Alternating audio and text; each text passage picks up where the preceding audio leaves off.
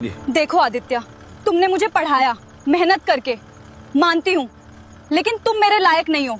तुम एक गंवार अनपढ़ आदमी हो, जिसकी वजह से मुझे बड़े लोगों के सामने अपमानित होना पड़ता है, तुम्हारी वजह से। काव्या, मैंने समाज से लड़कर ताने सुनकर तुम्हें पढ़ाया, यहाँ तक पहुँचाया, खून पसीना बहाकर, और तुम ये क्या कह रही हो? वो मेरी मजबूरी थी, समझे तुम? और जितना तुमने लगाया है वो पैसा मैं तुम्हें दे दूंगी, समझे? और ये बेटी तुम अपने पास ही रखो। मैं दूसरी शादी कर रही हूँ एक पढ़े लिखे अफसर से।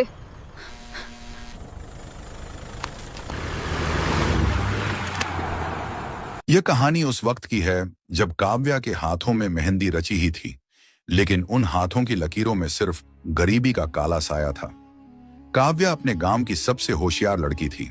स्कूल की किताबों के पन्ने पलटते हुए वह अक्सर आसमान में उड़ते हवाई जहाज को देखकर कहती, एक दिन मैं भी इतनी ही ऊंची उड़ूंगी। लेकिन किस्मत का लिखा कुछ और ही था। काव्या के पिता एक बूढ़े किसान थे, जिनका खेत साहूकार के कर्ज में डूब चुका था। घर में 2 वक्त की रोटी के लाले थे। एक दोपहर जब काव्या कॉलेज का फॉर्म भरने की जिद कर रही थी, उसके पिता ने रोते हुए उसके पैर पकड़ लिए। तो हम सब भूखे मर जाएंगे बेटी। मुझे माफ कर दे, मेरे पास तुझे खिलाने के पैसे नहीं हैं। पढ़ाई कहां से कराऊंगा? अगर तू इस घर से विदा नहीं हुई तो हम सब भूखे मर जाएंगे। मैंने आदित्य को देखा है, लड़का अनपढ़ है, मजदूरी करता है, पर उसका दिल सोने का है। वो तुझे सुखी रखेगा। काव्या का सपना उस दिन टूटकर बिखर गया। उसने अपनी किताबें एक पुराने झोले में बंद की और भारी मन से एक मजदूर की पत्नी बनकर उस तंग बस्ती में आ गई जहां आदित्य रहता था। शादी के शुरुआती दिन गरीबी और तंगहाली में बीत रहे थे।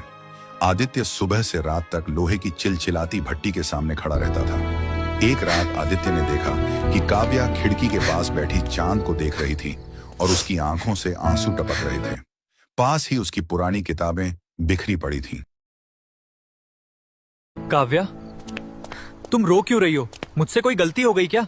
खाना ठीक नहीं लगाया या ये घर पसंद नहीं आया? क्या हुआ? नहीं आदित्य, आप बहुत अच्छे हैं, पर जब भी इन किताबों को देखती हूँ तो कलेजा मुंह को आने लगता है। गरीबी के कारण मेरी कलम छीन ली तब तो।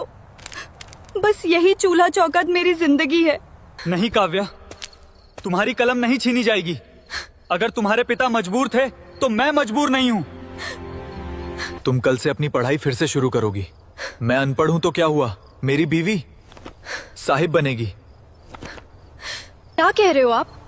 घर का किराया, राशन और अब मेरी फीस, आप अकेले ये सब कैसे करेंगे? ये हाथ देख रहे